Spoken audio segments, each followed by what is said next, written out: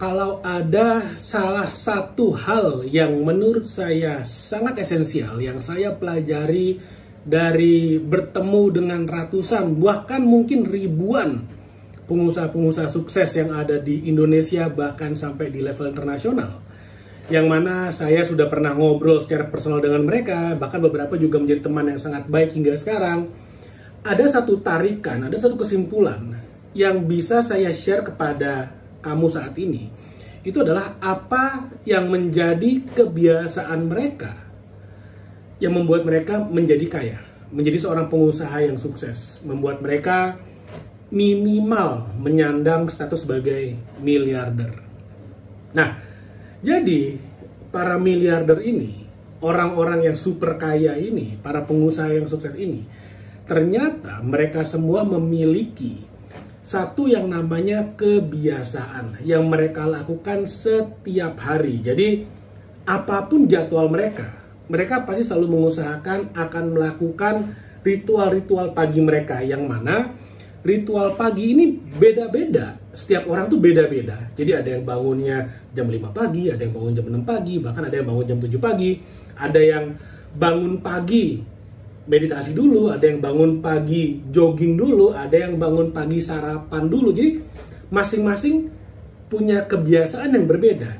Tapi yang sama adalah mereka punya ritual masing-masing yang mereka ikuti secara disiplin. Nah, yang menarik adalah apapun yang mereka lakukan di pagi hari itu akan menjadi fondasi yang kuat supaya mereka bisa menjalani satu hari dengan penuh tanggung jawab, dengan penuh kesadaran. Artinya, seorang pengusaha, seorang CEO, seorang pemimpin, itu pasti dituntut untuk mengambil keputusan-keputusan yang strategis, di mana mereka dituntut untuk bisa berpikir dengan sangat jernih, sehingga mereka perlu menginvestasikan waktunya di pagi hari untuk membuat dalam satu hari mereka punya kekuatan dan kesehatan yang cukup untuk bisa mengambil keputusan terpenting. Nah, sekarang gini, saya nggak mungkin membagikan satu persatu, oh kalau si A seperti ini, si B begini, si C begini, si D begini. Nggak mungkin saya lakukan. Tapi yang bisa saya share adalah apa yang menjadi ritual pagi saya setiap hari. Dimana saya sebagai seorang pengusaha, sebagai seorang business owner, sebagai seorang investor, itu setiap hari itu harus melakukan yang namanya meeting. Saya harus ketemu dengan partner bisnis, saya harus ketemu dengan investor saya harus ketemu dengan dirut-dirut saya yang saya invest ke mereka. Saya juga harus meninjau properti-properti yang saya invest dan segala macamnya, di mana setiap hari akan ada hal-hal yang kemudian harus bisa dicarikan solusinya.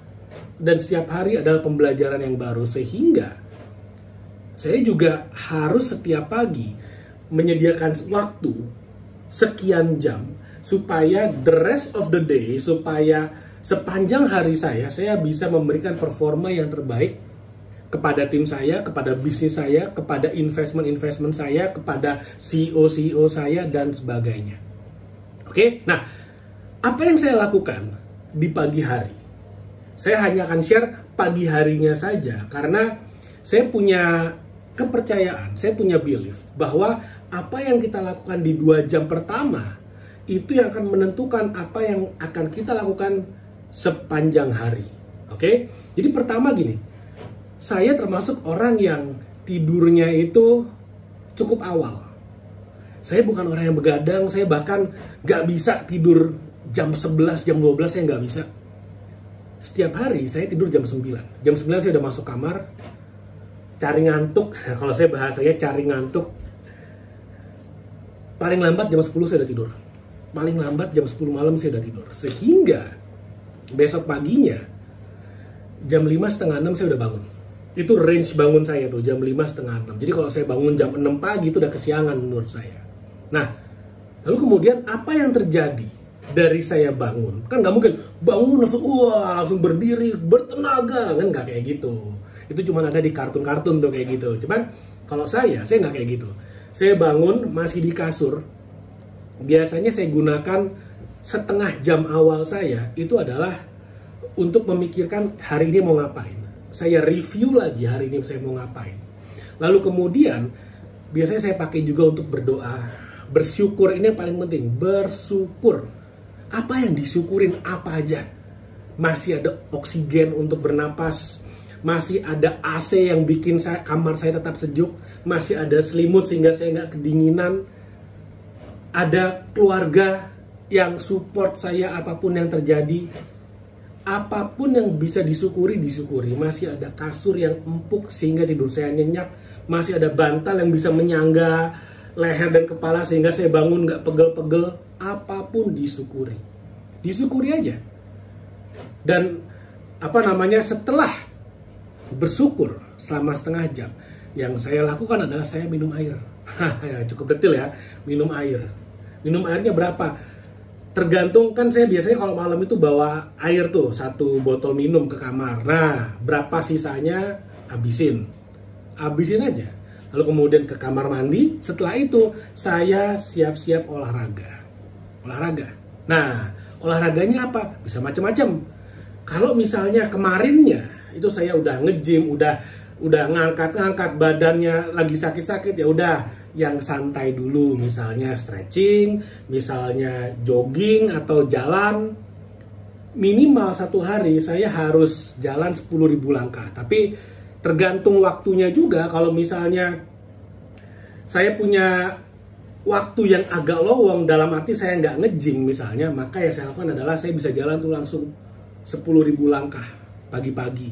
Oke? Tapi kalau misalnya jadwalnya saya nge-gym, ya udah saya nge-gym jalannya 5.000 langkah. Nah, tapi 5.000-nya lagi the rest of the day saya usahakan pokoknya 10.000 langkah. Oke? Nah, sepanjang hari itu pokoknya 10.000 langkah. 10.000 langkahnya bisa dihajar pagi semua sekaligus atau bisa 5.000. Nah, yang menarik adalah ketika saya olahraga, entah itu nge-gym, karena gym saya dekat rumah, jadi saya jalan kaki itu ke gym biasanya. Saya jalan kaki ke gym itu udah 5.000 langkah tuh PP tuh. Nah, sepanjang jalan, pokoknya lagi jalan kaki, saya selalu mendengarkan podcast atau saya mendengarkan video-video YouTube di mana saya akan belajar sesuatu setiap harinya. Entah saya belajar atau saya dimotivasi atau memotivasi diri dengan video-video yang sifatnya motivasi. Pokoknya itu adalah waktu di mana saya mengasah fisik dan mental.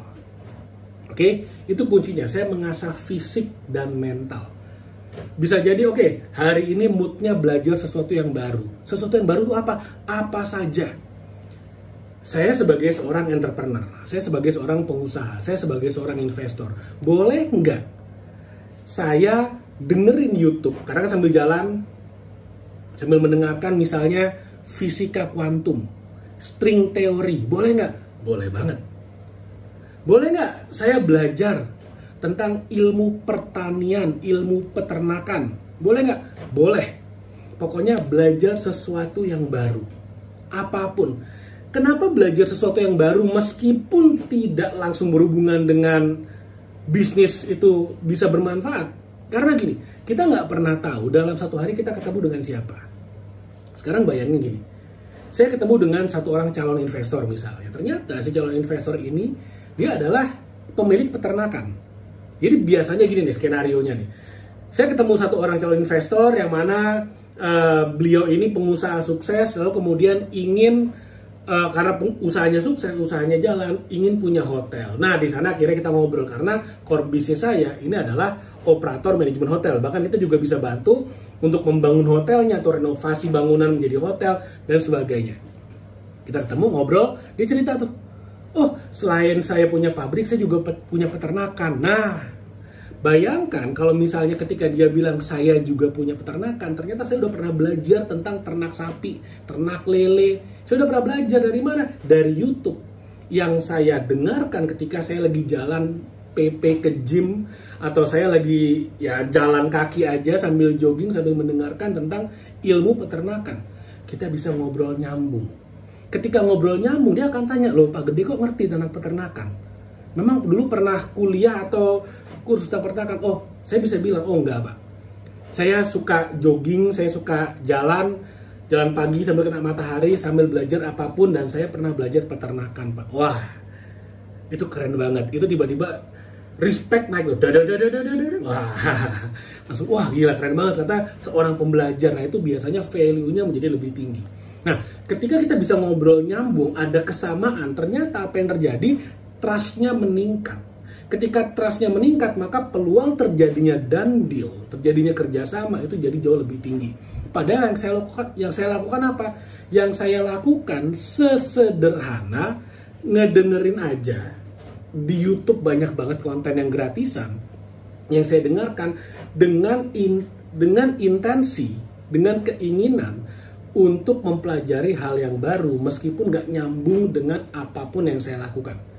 Saya pengusaha hotel, saya investor properti, belajar tentang peternakan, pertanian, belajar tentang tambang, belajar tentang energi, belajar tentang spiritual, apapun saya pelajari, fisika kuantum, apapun, randomly aja. Yaudah deh, belajar, dengerin. Biasanya saya pakai AirPod, saya dengerin, saya sambil jalan. Jadi punya ilmunya, jadi punya pengetahuannya. Sesimpel itu aja.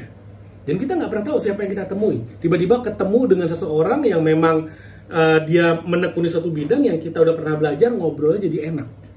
Itu baru keren. Makanya karena saya percaya dengan hal tersebut, makanya saya selalu menginvestasikan waktu saya.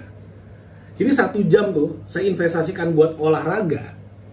Di sana saya juga sambil meningkatkan pengetahuan saya. Saya sambil dengerin podcast, dengerin YouTube. Tapi saya juga pilih podcastnya. Saya nggak mau podcast yang sifatnya politik. Pagi hari saya itu saya bersihkan dari yang namanya isu politik. Politik itu buat saya hanya sekedar pengetahuan yang tidak akan bikin saya makin kaya. Kenapa? Karena ketika saya ketemu dengan seorang investor, ini kepercayaan saya ya, ini pendapat saya pribadi, ini opini saja, kamu boleh setuju, kamu boleh nggak setuju. Tapi pengetahuan tentang politik itu tidak pernah membantu saya untuk deal dalam sebuah project. Kenapa? Saya ambil contoh deh, misalnya. Sekarang yang lagi ngetrend banget misalnya KDM, Kang Deddy Mulyadi dengan kebijakannya masukin siswa ke barak militer. Oke, saya punya pendapat, baik saya setuju maupun nggak setuju, ataupun saya udah denger nih pendapat para ahli, para kritikusnya, KPAI, DPRD, dan segala macamnya orang tua murid tentang kebijakan tersebut. Kalau misalnya saya ketemu dengan seorang calon investor atau dengan seorang pemilik hotel yang ingin lagi mau dealing sama saya untuk saya bisa mengelola propertinya, saya tidak pernah menemukan satu kali pun situasi di mana saya setuju atau tidak setuju dengan sebuah kebijakan politik atau isu politik bisa ngebantu saya ngedeal.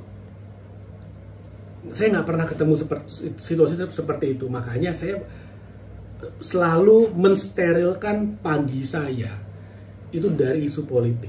Saya benar-benar saya nggak pengen ada isu politik. Sebenarnya saya belajar atau memotivasi diri saya. Mendingan saya nonton persiapan timnas Indonesia daripada saya dengerin politik. Paling nggak kalau saya dengerin timnas Indonesia ada rasa termotivasi di sana. Saya jadi makin semangat. Wah, ini timnas mau tanding, saya harus makin semangat. Ada aja rasa seperti itu. Nah, itu pagi saya. Lalu kemudian saya selesai olahraga, apa yang saya lakukan? Selesai saya olahraga, baru kemudian kan baru pulang ke rumah lagi keringetan kan nggak langsung mandi. Yang saya lakukan apa? Saya duduk sebentar sambil saya nge-review hari ini saya ngapain. Hari ini saya mau ngapain aja, saya review lagi. Apakah ada yang saya mau ganti, ada yang saya mau tuker. Oh yang ini kayaknya bisa digeser atau apa, itu saya review lagi. Lalu kemudian saya mandi, setelah selesai saya mandi baru mulai bekerja. Biasanya mulai bekerja duduk di di kursi kerja, mindsetnya udah mulai switch ke kerja itu sekitar jam 8, setengah 9 pagi. Belum sarapan, sarapannya nanti. Nanti siang biasanya baru makan. Karena gini, saya termasuk tim yang tidak sarapan pagi. Saya adalah tim yang buat saya breakfast breakfast itu tidak harus pagi hari. Jadi kalau dalam bahasa Inggrisnya, breakfast itu artinya break itu kan memecah, merusak. Fast itu artinya puasa. Jadi breakfast itu dalam bahasa Inggris itu secara harfiah itu artinya adalah buka puasa. Breakfast, breaking the fast. Fast artinya puasa. Nah, puasanya mulai kapan? Kalau buat saya, puasanya itu biasanya mulai dari malam hari. Saya makan terakhir tuh sekitar jam 6 sore atau jam 7 malam paling lambat. Saya baru makan pagi lagi. Saya baru breakfast lagi. Buka makan pertama itu biasanya siang, jam 12. Jadi saya setiap hari intermittent fasting itu 18 jam. Oke, dari jam 6 sore sampai jam 12 siang hari besoknya. Nah, itu kira-kira ritual pagi saya yang saya lakukan setiap hari. Yang mana tujuannya, goalnya adalah mempersiapkan fisik dan mental. Supaya saya bisa menghadapi satu hari dengan efektivitas dan dengan optimalisasi yang tertinggi. Semaksimal mungkin diusahakan persiapannya di pagi hari. Oke, nah ritual pagimu seperti apa? Saran saya, kalau misalnya kamu kerja 9 to 5, jam 9 atau jam 8 pagi misalnya. Saran saya, kamu selalu sediakan waktu 2 jam sehari pagi atau 1-2 jam sehari adalah untuk dirimu sendiri, untuk meningkatkan value-mu, meningkatkan skill-mu, meningkatkan spiritualmu. Sehingga dalam satu hari kamu bisa memberikan yang terbaik, entah di tempat kerja atau di tempat usahamu, di kantor, atau kalau misalnya kamu adalah sopir ojek online, di jalan kamu bisa memberikan yang terbaik. Apapun profesimu itu nggak masalah. Makanya di agama Islam itu kan diajarkan sholat subuh. Habis sholat subuh kan sebenarnya bukan tidur, jangan tidur lagi. Habis sholat subuh itu adalah waktu yang kamu miliki untuk bisa memaksimalkan dirimu. Belajar misalnya high income skill, belajar digital marketing, baca buku. Saya selalu paksakan setiap hari saya baca buku minimal 1 bab sehari. Kalau babnya pas pendek, misalnya ada 1 bab 10 halaman, oke, saya baca 10 halaman. Kalau kebetulan saya ada di bab yang panjang, 1 bab 25 halaman, saya baca 25 halaman. Jadi saya bukan orang yang baca 10 halaman per hari, bukan. Saya orang yang baca 1 bab sehari. Artinya kalau satu buku misalnya ada 12 bab, satu buku saya akan selesaikan dalam waktu 12 hari. 1 bab sehari, 1 bab sehari. Itu akan mengakumulasikan banyak sekali dalam waktu 1 tahun. Kita nggak berasa, tapi diakumulasi itu luar biasa banget. Nah, mudah-mudahan apa yang saya share bermanfaat. Oh ya, tadi saya lupa bilang, bisnis saya sebenarnya ya nggak gede-gede amat lah. Karyawan saya cuma sekitar 300 orang. Dan properti yang saya manage itu saat ini sudah hampir mencapai 70 properti di seluruh Indonesia. Jadi tanpa saya harus menjelaskan berapa income, omset, ya mudah-mudahan paling tidak bisa memberikan ide bahwa kalau misalnya kita memiliki satu ritual pagi yang jelas, satu ritual pagi yang benar-benar konstruktif, satu ritual pagi yang bisa membuat kita menjadi seorang yang sangat efektif, itu akan bisa membawa hidupmu, mengubah hidupmu menjadi jauh lebih dahsyat. Oke, thank you. Mudah-mudahan bermanfaat. Jangan lupa like video ini dan share video ini. Subscribe YouTube channel ini. Thank you. Sampai ketemu lagi di video berikutnya.